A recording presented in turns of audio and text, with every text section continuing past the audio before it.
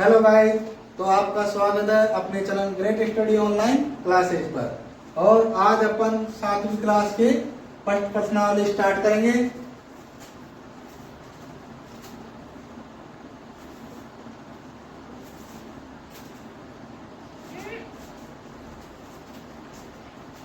प्रश्नावली पहली, तो इसमें कुछ बेसिक नॉलेज अपन प्राप्त करेंगे। पूर्णांक संख्या, पूर्णांक संख्या के बारे में आप बेसिक क्लास में भी समझ सकते हैं, यहाँ भी आपको समझाया जाएगा। पूर्णांक संख्या पूर्णांक संख्या 0 से धनात्मक तथा 0 से ऋणात्मक चलती है। पूर्णांक संख्या 0 से धनात्मक तथा 0 से ऋणात्मक चलती है। इधर देखो 1 2 3 4 5, इधर देखो -1 -2 -3 -4 -5। कहने का मतलब यही है, पूर्णांक का मतलब क्या होता है? सभी संख्याएं। पूर्णांक का मतलब क्या होता है? सभी संख्याएं।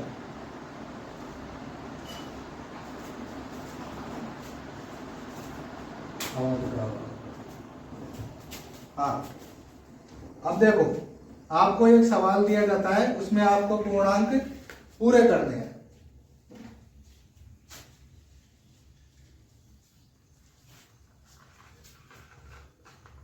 रिक्त स्थान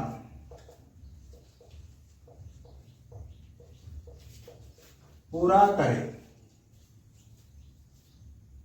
पहला ABCDEFGHIJKL। अब देखो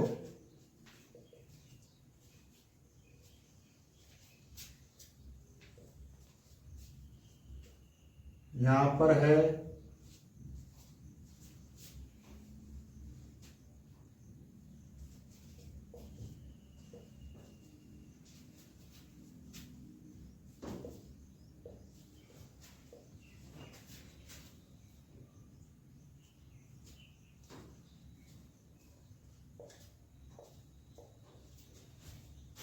तो देखो आप इन रिक्त स्थानों पे संख्या आएगी वो बता सकते हैं। देखो कैसे पता करना है। 0 से पूर्णांक संख्या धनात्मक चलती है, वह ऋणात्मक चलती है। 0 से धनात्मक, यहाँ देखो -1, -2, -3, -4। अब इधर 0 से प्लस वाली साइड 1 2 3 4 5 और 6। तो A का मान क्या आ गया? -5। B का मान क्या आ गया? -4। C का मान क्या आ गया? -3। आपसे पूछे G का मान क्या आया? 1। समझ में आ गया ना? तो ऐसे अपन मान निकाल सकते हैं। उसके लिए आपको पूर्णांक संख्या का पता होना चाहिए। पूर्णांक संख्या मतलब सभी अंक, प्लस माइनस वाले सभी अंक। तो ये रेखा पर संख्या रूप है। समझ में आ गया? संख्या रेखा रूप, संख्या रेखा रूप ये होता है। अगला देखो,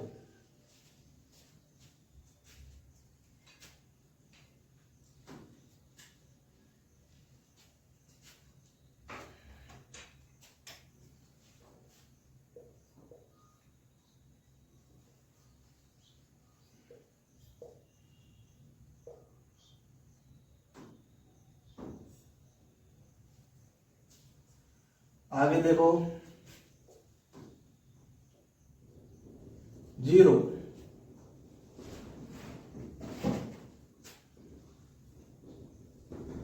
यहां पे है। अब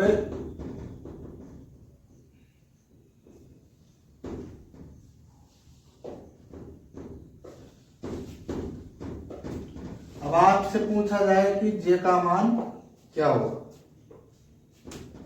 जे का मान क्या होगा, तो देखो 4 5 6 7 8 9 10, जे का मान क्या होगा 10। जी का मान पूछा जाए 4 5 6 7, और मान लो 3 भी नहीं दिया गया हो और आपसे पूछे एल का मान, तो 1 2 3 4 5 6 7 8 9 10 11 12, एल का मान क्या होगा 12। एल का मान क्या होगा 12। एबीसीडी में एल कितने नंबर पर आता है 12 नंबर पे। तो सबके मान लिख सकते हो ना, 1 2 3 4 5 6 7 8 9 और 11, तो सबके मान आ गए। आपसे पूछे ई का मान क्या है 5, आपसे पूछे के का मान क्या है 11। समझ में आ गया। तो आपको पूर्णांक संख्याएं आएंगी तो आप ये सभी सवाल कर सकते हो। चलो एक और सवाल देखते हैं।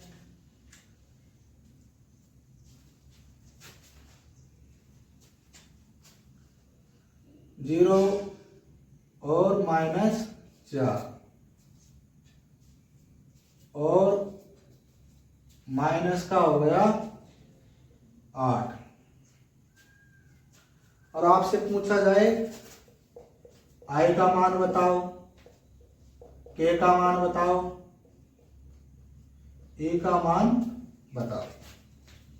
तो देखो जहां माइनस चल रहा है आई का मान पूछा है, तो 8 में एक माइनस का घटाएंगे, 8 माइनस का 8 माइनस का 1 बराबर कितने हो जाएंगे माइनस का 9, माइनस का 9।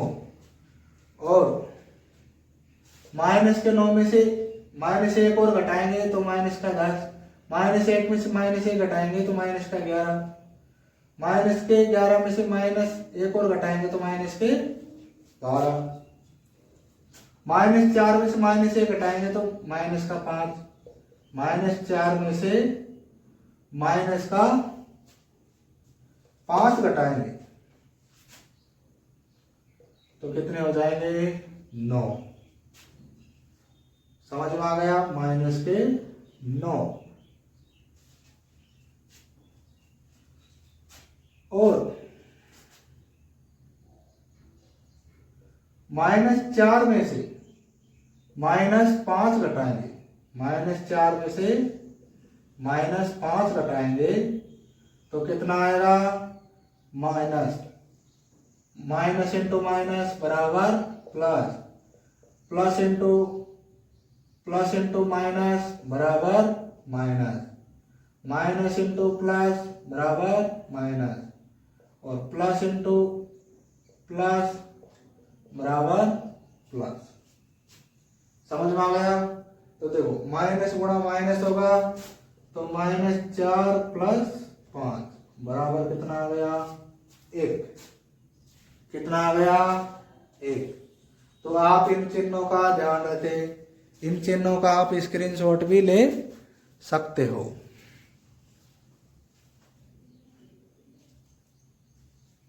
आगे देखो,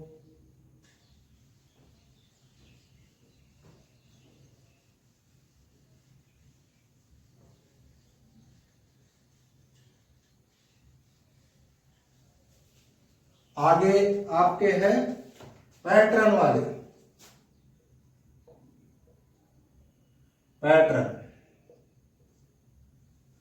पैटर्न वाले सवाल है। आगे देखो, पहला सवाल -1, चलो 5, 1, -4, -9, और माइनस का 14 है ना, माइनस का 14। तो डॉट डॉट आगे क्या आएगा, आगे क्या आएगा, आगे क्या आएगा, ये पता लगाना है। तो अपने को पैटर्न समझ में आना चाहिए। पैटर्न क्या होगा,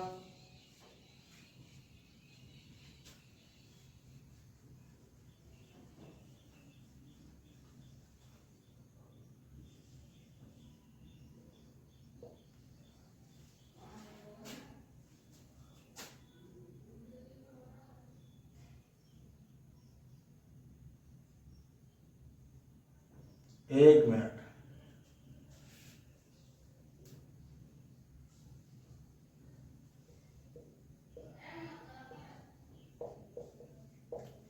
ये सवाल है। दूसरा है,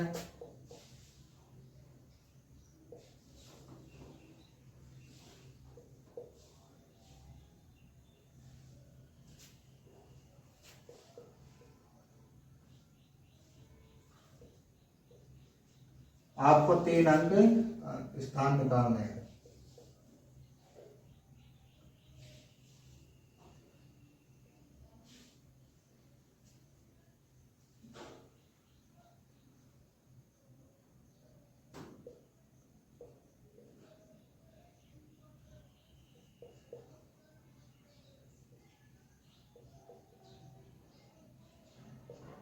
तीन स्थान निकालने। देखो इसमें देखते हैं पहला सवाल।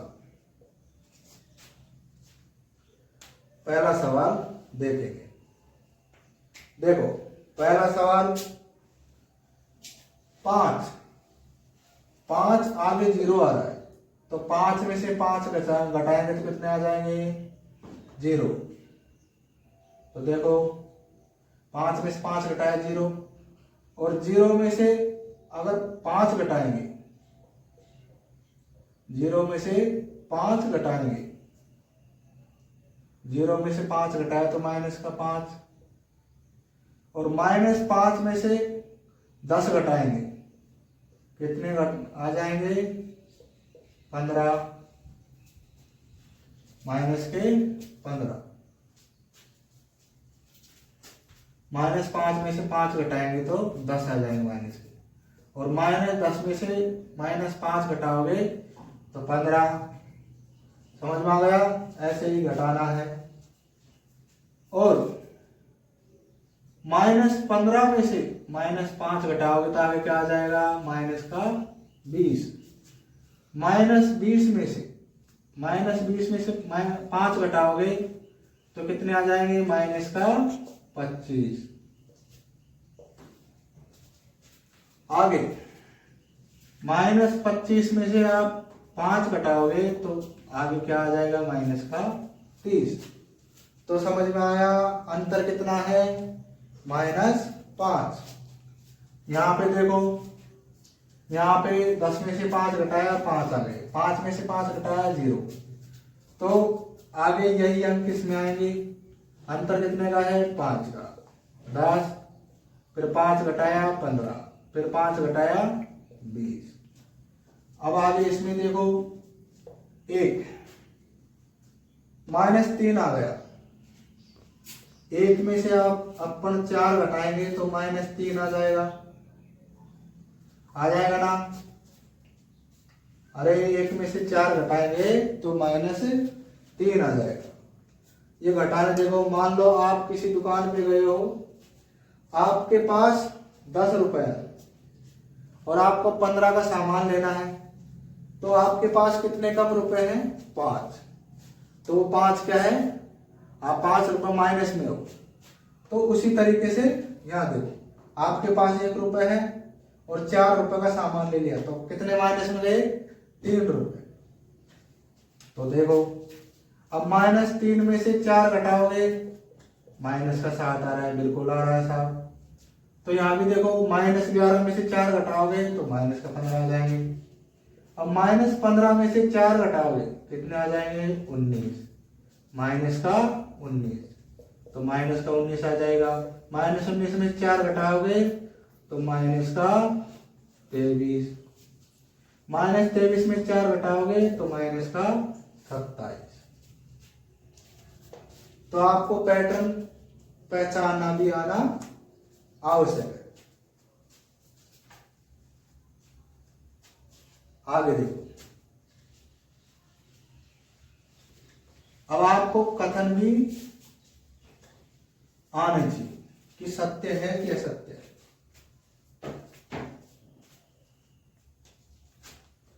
कथन सत्य असत्य बताना है और क्यों है।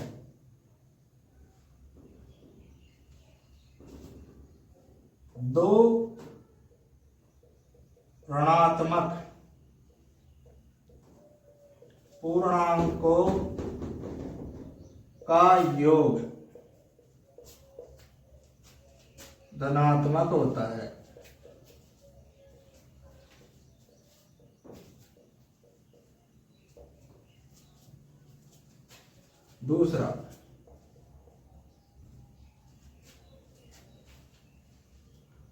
दूसरा देखो,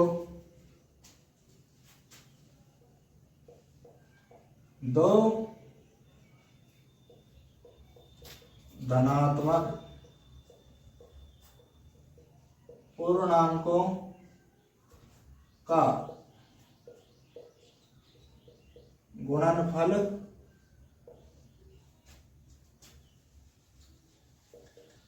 ऋणात्मक होता है।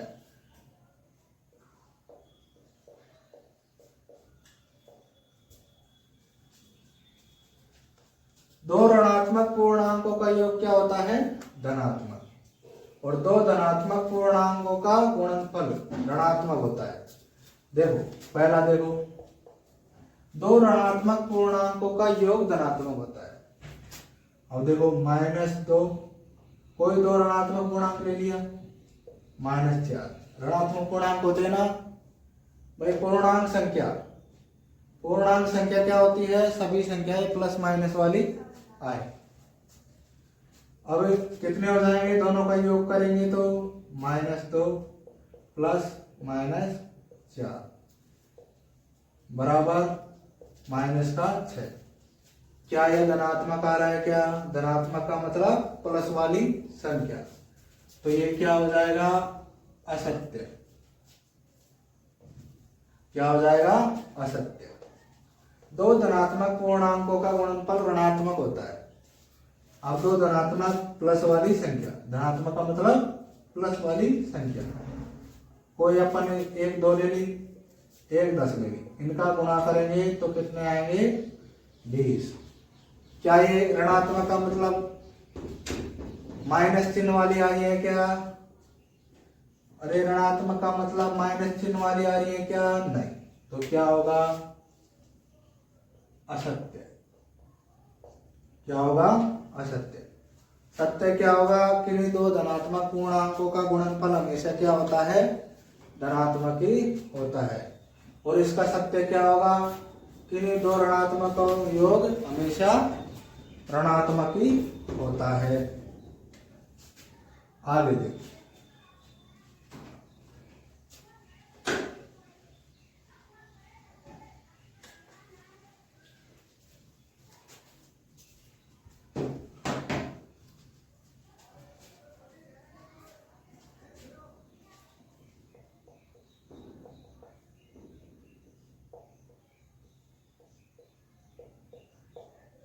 किन्हीं दो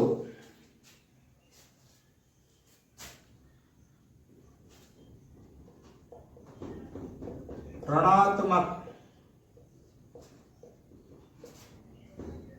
पूर्णांक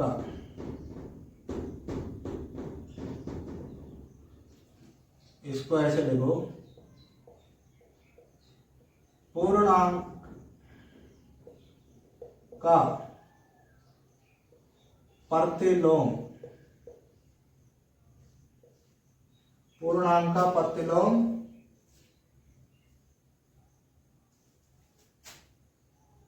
हमेशा धनात्मक होता है। अब तीसरे में देखो, कोई भी पूर्णांक है 2, तो 2 का प्रतिलोम क्या होगा?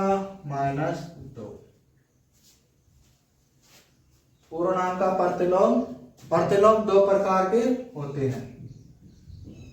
एक तो योज्य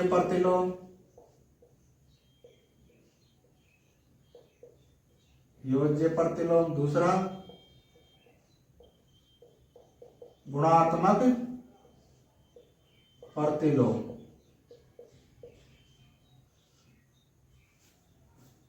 तो योज्य प्रतिलोम क्या है? जोड़ते हैं तब उसका प्रतिलोम करते हैं। गुणात्मक प्रतिलोम गुणा में प्रतिलोम करते हैं। तो देखो, योज्य प्रतिलोम में क्या करते हैं? चिन्ह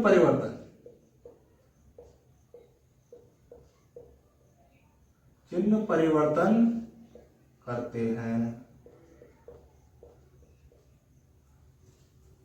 और गुणात्मक में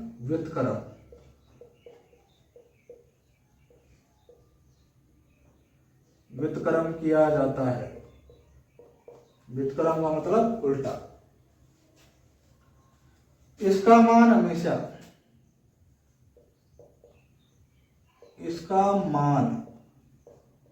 हमेशा 0 आएगा, 0 होता है। और इसका मान क्या होता है? इसका मान 1 होता है। क्या होता है? 1। इसका मान क्या होता है? 1। स्क्रीनशॉट ले लो इसका।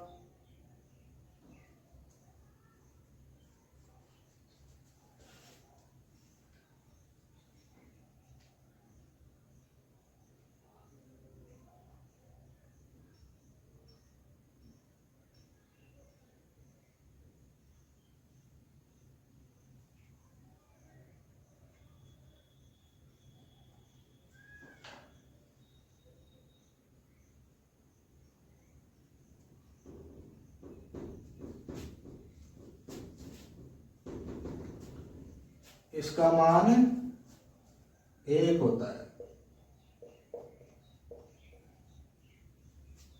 अब देखो, पूर्णांक का प्रतिलोम हमेशा धनात्मक होता है। अब पूर्णांक क्या होते हैं? प्लस वाले भी होते हैं, माइनस वाले भी होते हैं। तो देखो, 2 का प्रतिलोम, योज्य प्रतिलोम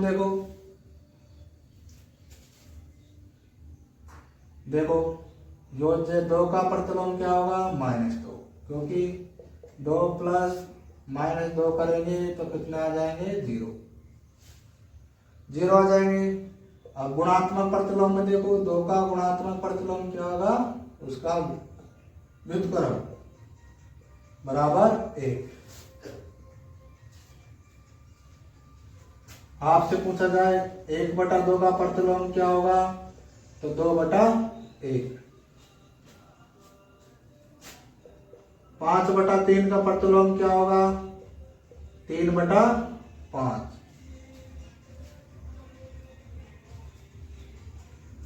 -5/3 का प्रतिलोम क्या होगा? तो गुणा -3/5। समझ में आया?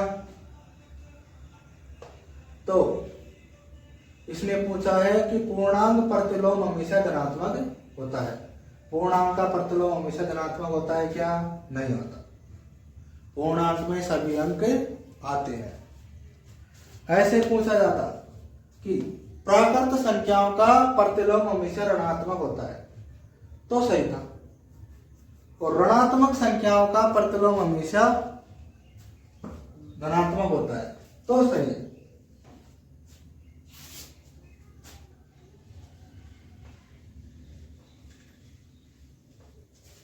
तो आज के लिए बस इतना ही। फिर आगे इनके सवाल करेंगे। धन्यवाद। आपको क्लास अच्छी लगी हो और आप तो और पढ़ने के लिए आप सपोर्ट करें और अपने चैनल को लाइक करें, सब्सक्राइब करें और शेयर जरूर करें, जो जिससे ज़्यादा से ज़्यादा बच्चों को लाभ मिल सके।